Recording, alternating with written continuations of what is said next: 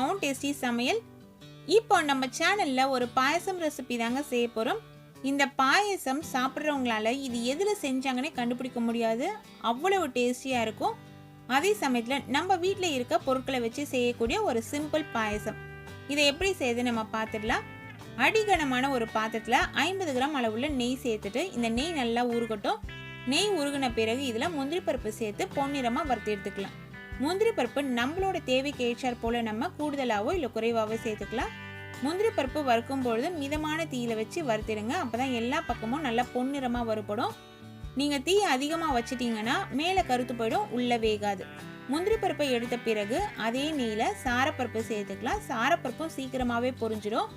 அதனால பார்த்து கவனமா இதை பொரிச்சு எடுத்து தனியா வச்சுக்கலாம்.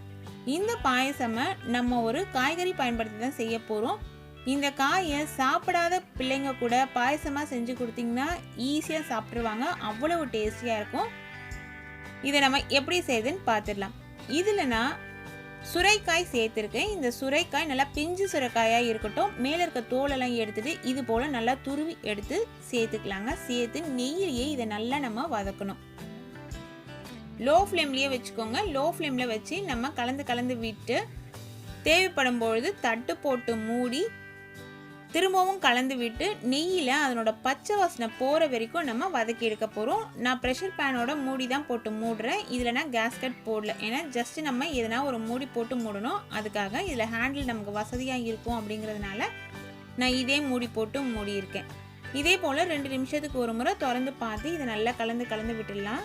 நெய்யில் சுரைக்காயோட பச்சை வாசனை போகிற அளவு அது சுருங்க நமக்கு வரணும். அப்படி வந்த பிறகு நல்லா கொதிச்சுட்டு இருக்க தண்ணியை எடுத்து இதில் சேர்க்கலாம். நான் இப்போ இதில் ஒரு 200 ml அளவு தண்ணி சேர்த்துருக்கேன். தண்ணி சேர்த்த உடனே நீங்கள் ஃப்ளேமை ஹை ஃப்ளேமாக வச்சிடலாம்.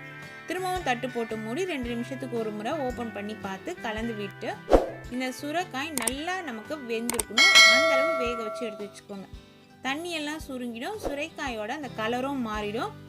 நமக்கே தெரியும் அந்த வாசனை எல்லாம் போயிடுச்சு, அந்த ஒரு பச்சை ஸ்மெல் இருக்கும், அது போயிடுச்சு அப்படின்னு நமக்கு தெரியும். அது போல் வேக வச்சு எடுத்துக்கோங்க. சீக்கிரமாகவே வெந்துடும். ஒரு 15 நிமிஷத்துக்குள்ளே நமக்கு நல்லாவே வெந்துடும். ஆனால் நீங்கள் செலக்ட் பண்ணுற சுரைக்காய் நல்லா பிஞ்சான சுரைக்காயாக இருக்கட்டும். அப்போ தான் நம்ம பாயசம் நல்லா டேஸ்டியாக இருக்கும். இப்போது தண்ணியெல்லாம் சுருங்கி வந்துருச்சு. நான் இன்றைக்கி ஒரு 400 கிராம் அளவுள்ள சுரைக்காய் தான் துருவி எடுத்திருக்கேன். இதுக்கு ஒரு 3/4 லிட்டர் அளவுக்கு பால் சேர்த்துக்கலாம். நம்ம நீங்கள் 1/2 கிலோ அளவுள்ள சுரைக்காய் எடுத்தீங்கன்னா கூட 3/4 லிட்டர்லேருந்து ஒரு 800 ml வரைக்கும் பால் சேர்த்துக்கலாம். ஏற்கனவே காய வச்ச பால் தான் நான் இதில் சேர்த்துருக்கேன். அதனால தான் ஏடு படிஞ்சிருக்கு. நீங்கள் பச்சையான காய்ச்சாத பால் சேர்க்குற மாதிரி இருந்தாலுமே சேர்த்துக்கலாம்.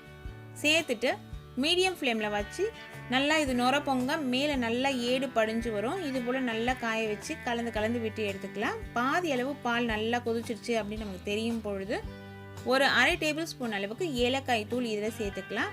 நீங்கள் குங்குமப்பூ சேர்க்குற மாதிரி இருந்ததுன்னா குங்குமப்பூ கூட சேர்த்துக்கலாம். பச்சை கற்பூரம் ஸ்மெல் உங்களுக்கு பிடிக்கும் அப்படின்னா அதையும் சேர்த்துக்கலாம். இதனோட நான் கண்டென்ஸ்டு மில்க்கு சேர்க்குறேன். நான் அமுலோடது தான் சேர்க்குறேன். நீங்கள் எந்த பிராண்ட் வேணாலும் இதில் சேர்த்துக்கலாம். ஒரு 4 டேபிள் ஸ்பூன் அளவுக்கு இருக்கும். அந்தளவு கண்டென்ஸ்டு மில்க்கு சேர்த்துருக்கேன். கண்டென்ஸ்டு மில்க் இதில் சேர்த்தா இந்த பாயசத்தோட சுவை ரொம்ப ரிச்சாக இருக்குங்க. அதற்கு அடுத்தது சர்க்கரை சேர்க்க போகிறோம். சர்க்கரையோட அளவு எவ்வளோ அப்படின்னு பார்த்தீங்கன்னா, நீங்கள் சுரைக்காய் துருவின பிறகு எவ்வளோ அளக்குறீங்களோ அந்த அளவுலேருந்து 3/4 அளவுக்கு சர்க்கரை எடுத்துக்கலாம். நீங்கள் 3/4 அளவை விட கொஞ்சம் குறைவாக கூட எடுத்துட்டு அப்புறமா இனிப்பு பார்த்துட்டு தேவை இருந்தால் கூடுதலாக கூட சேர்த்துக்கலாம். ஏன்னா சில சமயம் சர்க்கரை இனிப்பு அதிகமாக இருக்கும், குறைவாக இருக்கும். அதே சமயத்தில் நல்லா எலசான சுரைக்காயாக இருந்ததுன்னா சர்க்கரை நமக்கு 3/4 அளவை விட குறைவாக தான் தேவைப்படும். முற்றிய சுரைக்காயாக இருந்ததுனா தான் அதிகமாக தேவைப்படும். இப்போ பால் நல்லா சுருங்கி வந்துருச்சு. இந்த சமயத்தில் 2 சிட்டிகை அளவுக்கு உப்பு இதில் சேர்த்துடலாம். உப்பு ஏன் சேர்க்குறோம் அப்படின்னு பார்த்தீங்கன்னா, எந்த இனிப்பு பொருள் சேர்க்குற மாதிரி இருந்தாலுமே அதில் ஒரு சிட்டிகை உப்பு சேர்த்தா அந்த இனிப்பை அது நல்லா தூக்கி கொடுக்கும். அதே போல் இப்போ நான் லிக்விட் ஃபுட் கலர் சேர்க்குறேன். இது சேர்க்கணும் அப்படிங்கிற அவசியம் இல்லை. நீங்கள் விருப்பப்பட்டால் மட்டுமே சேர்த்துக்கோங்க. இதே ரியல் கலரில் நான் வைக்கும் பொழுது அது பார்க்கறதுக்கு ரொம்ப அட்ராக்டிவாகவே இருக்காது. அதனால் நிறைய பேர் என்னடா இது பாயசம் இந்த கலரில் இருக்குது அப்படின்னு அதை லைக் பண்ணுறதே கிடையாது. அதனால் நான் லைட்டாக லிக்விட் ஃபுட் கலர் க்ரீன் கலரில் சேர்த்துக்கங்க. நீங்கள் வீட்டில் செய்யும்பொழுது அதை அவாய்ட் பண்ணிக்கலாம். இப்போ சூப்பராக க்ரீமியாக நம்மளோட பாயசம் ரெடி ஆகிடுச்சு. இதை நம்ம ஒரு பவுலில் சேஞ்ச் பண்ணிக்கலாம். இப்போ ஏற்கனவே நம்ம வறுத்து எடுத்து வச்சுருக்கோம் இல்லைங்களா, முந்திரி பருப்பு சாரப்பருப்பு, அதை இது மேலே நம்ம தூவிக்கலாங்க. நல்லா சூடான சுவையான சுரைக்காய் பாயசம் ரெசிபி ரெடி ஆயிடுச்சு. இதுக்கு மேலே பாதாமை நல்லா சீவி வச்சுருக்கேன். அந்த பாதாமை நான் தூவி விடுறேன். உங்களுக்கு திராட்சையோட ஃப்ளேவர் பிடிக்கும் அப்படின்னா கூட திராட்சையை பொரிச்சு கூட சேர்த்துக்கலாங்க. நீங்களும் உங்கள் வீட்டில் ட்ரை பண்ணி பாருங்கள். Thank you friends.